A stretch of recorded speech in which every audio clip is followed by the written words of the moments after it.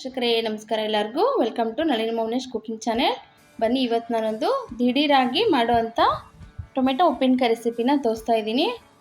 ನೋಡ್ತೀರಲ್ವ ಎಷ್ಟು ಚೆನ್ನಾಗಿ ಬಂದಿದೆ ಅಂತ. ಇದನ್ನು ಅನ್ನಕ್ಕೆ ಕಲ್ಸ್ಕೊಂಡು ತಿಂತಾ ಇದ್ದರೆ ಆಹಾ ಎಷ್ಟು ಚೆನ್ನಾಗಿರುತ್ತೆ ಅಂತ. ನೋಡಿ ಎಷ್ಟು ಕಲರ್ಫುಲ್ಲಾಗಿ ಎಷ್ಟು ಚೆನ್ನಾಗಿ ಬಂದಿದೆ. ಇದನ್ನು ನೀವು ಮನೇಲಿ ಟ್ರೈ ಮಾಡಿ ಹೇಗೆ ಬಂತು ಅಂತ ತಪ್ಪದೆ ತಿಳಿಸಿ. ನನ್ನ ಚಾನೆಲ್ನ ಮೊದಲನೇ ಸಲ ನೋಡ್ತಿರೋರಾದರೆ ನನ್ನ ಚಾನೆಲ್ನ ಸಬ್ಸ್ಕ್ರೈಬ್ ಮಾಡ್ಕೊಳ್ಳೋದು ಮರಿಬೇಡಿ. ಬನ್ನಿ ಈಗ ಹೇಗೆ ಮಾಡೋದು ಅಂತ ನೋಡ್ಕೊಳ್ಳೋಣ. ವೀಕ್ಷಕರೇ ಈಗ ದಿಢೀರ್ ಟೊಮೆಟೊ ಉಪ್ಪಿನಕಾಯಿ ಹೇಗೆ ಮಾಡ್ಕೊಳ್ಳೋದು ಅಂತ ನೋಡ್ಕೊಳ್ಳೋಣ. ಮೊದಲಿಗೆ ಸ್ಟವ್ ಮೇಲೆ ಒಂದು ಬಾಣಲೆ ಇಟ್ಕೊಂಡಿದ್ದೀನಿ. ಇದಕ್ಕೆ ಎಣ್ಣೆ ಹಾಕೋತಾ ಇದ್ದೀನಿ.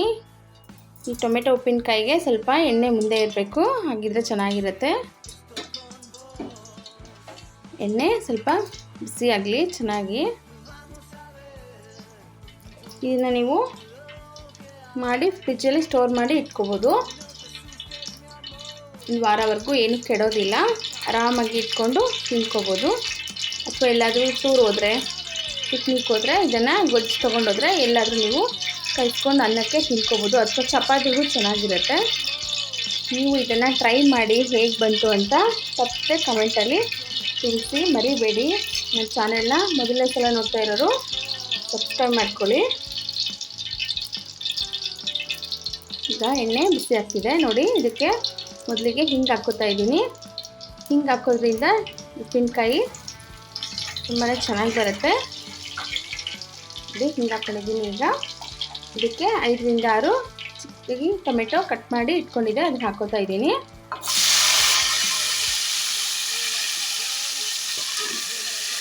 ಚೆನ್ನಾಗಿ ಟೊಮೆಟೊ ಸ್ಮೂತ್ ಆಗೋ ಹಾಗೆ ಫ್ರೈ ಆಗಬೇಕು.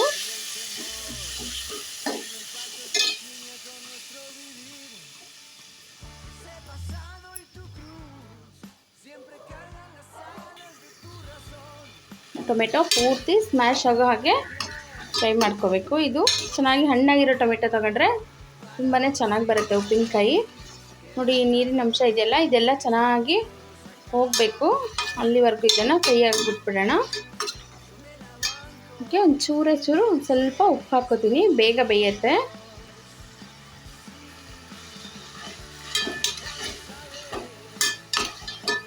ಈಗ ಈ ಟೊಮೆಟೊ ಫ್ರೈ ಆಗೋಷ್ಟರೊಳಗೆ ಮಿಕ್ಸಿಗೆ ಒಂದು ಪುಡಿ ಮಾಡ್ಕೊಂಡ್ಬಿಡೋಣ.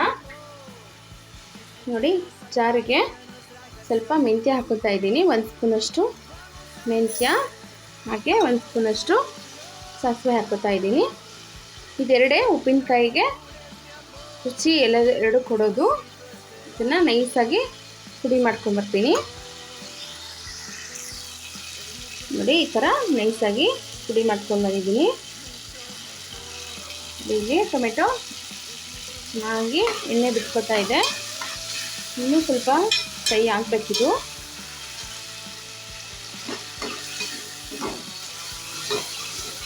ಮದುವೆ ಮನೆಯಲ್ಲೆಲ್ಲ ತುಂಬಾ ಚೆನ್ನಾಗಿರುತ್ತೆ. ಹೆಂಗೆ ಮಾಡ್ತಾರೋ ಅಂತ ಅಂದ್ಕೋತೀವಿ. ಏನು ಕಷ್ಟನೇ ಇಲ್ಲ, ಸುಲಭವಾಗಿ ಮಾಡ್ಕೋಬೋದು. ಸ್ವಲ್ಪ ಇದು ಫ್ರೈ ಆಗಬೇಕು. ಚೆನ್ನಾಗಿ ಎಣ್ಣೆ ಬಿಟ್ಕೊಂಡ್ಬರ್ಬೇಕಿದು, ಹಾಗಾದರೆ ಟೊಮೆಟೊ ಚೆನ್ನಾಗಿ ಬೆಂದಿದೆ ಅಂತ.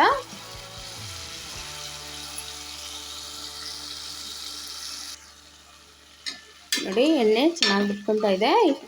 ಇದನ್ನು ಈ ಥರ ಸೌಟಲ್ಲಿ ಈ ಥರ ಸ್ಮ್ಯಾಶ್ ಮಾಡ್ಕೊಳ್ಳಿ. ಚೆನ್ನಾಗಿ ಬೆಂದಿದೆ ಟೊಮೆಟೊ.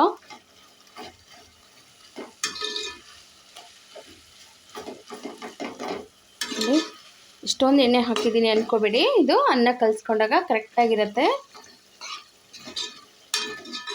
ಈಗ ಇದಕ್ಕೆ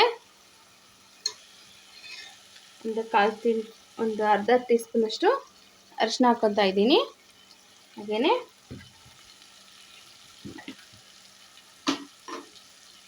1 ಸ್ಪೂನಷ್ಟು ಅಚ್ಚ ಖಾರದ ಪುಡಿ ಹಾಕೋತಾ ಇದ್ದೀನಿ. ಇದು ಖಾರ ಕಡಿಮೆ ಇದೆ, ಹಾಗಾಗಿ 1 ಸ್ಪೂನ್ ಹಾಕ್ಕೊಂಡಿದ್ದೀನಿ.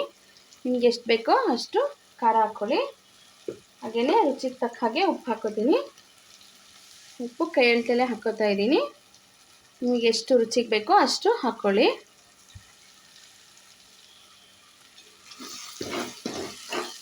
ಚೆನ್ನಾಗಿ ಮಿಕ್ಸ್ ಮಾಡ್ಕೊಳ್ಳೋಣ. ಚೆನ್ನಾಗಿ ಉಪ್ಪು ಖಾರ ಎಲ್ಲ ಟೊಮೆಟೊಗೆ ಹಿಡಿಬೇಕು. ಇದು ಹಾಗೆಯೇ ಮಿಕ್ಸಿ ಮಾಡಿ ಇಟ್ಕೊಂಡಿರೋಂಥ ಮೆಂತ್ಯ ಹಾಗೆ ಸಾಸಿವೆ ಪುಡಿನೂ ಹಾಕ್ಕೋತಾ ಇದ್ದೀನಿ. ಈಗ ನೋಡಿ, ಕ್ವಾಂಟಿಟಿ ನೋಡಿಕೊಂಡು ಹಾಕ್ಕೊಳ್ಳಿ. ನಾನಿಲ್ಲಿ 4ರಿಂದ 5 ಜನಕ್ಕೆ ಆಗೋಷ್ಟು ಮಾಡ್ಕೊಂಡಿದ್ದೀನಿ. ನಿಮ್ಗೆ ಎಷ್ಟು ಬೇಕೋ ಅಷ್ಟು ಮಾಡಿ ನೀವು ಫ್ರಿಜ್ಜಲ್ಲಿ ಸ್ಟೋರ್ ಮಾಡಿ ಇಟ್ಕೊಂಡು ತಿಳ್ಕೊಬೋದು. ನೋಡ್ತಿದ್ರಲ್ಲ ಘಮ ಎಷ್ಟು ಚೆನ್ನಾಗಿ ಬರ್ತಿದೆ ಅಂದರೆ